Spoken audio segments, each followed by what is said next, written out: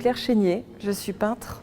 J'ai un travail essentiellement d'encre sur papier qui peuvent prendre la forme d'œuvres au mur ou déposées sur des socles à la manière de gisants ou encore en forme de colonne. Et ici au CCCOD, je présente également une installation lumineuse.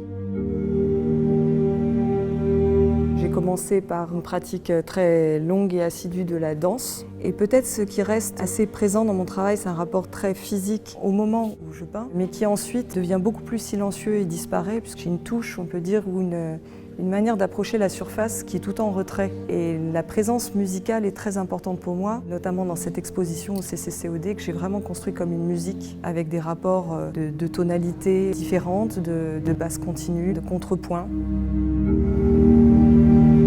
Ces peintures, elles sont à la fois abstraites et figuratives. S'il y a quelque chose qu'elles concrétisent ou qu'elles matérialisent, c'est peut-être quelque chose de l'ordre de cette épaisseur du regard, c'est-à-dire presque cet espace qu'on doit traverser d'air, de matière, de particules, de couleurs, de lumière et de sentiments et de mémoire aussi peut-être, entre notre œil et l'objet qu'on regarde.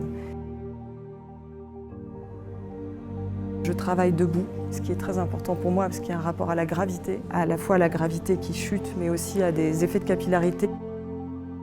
Et donc pour la première fois, grâce à l'aide aussi du CCC, j'ai pu développer une installation qui s'appelle « Le ciel est comble et s'ouvre encore », qui est un vers d'André Dubouchet. J'ai construit un scénario de lumière qui se constitue de 12 minutes de l'aube au crépuscule et je voulais que le spectateur puisse vivre le temps de la variation du jour sur une peinture mais aussi le temps des variations sur lui. J'aimerais que le spectateur puisse s'approprier en fait son expérience sans se soucier finalement de l'histoire de la peinture ou de l'art contemporain. Ce qui m'importe le plus, c'est plutôt qu'il éprouve à la fois en effet le temps climatique et le temps qui est le sien et sa mémoire.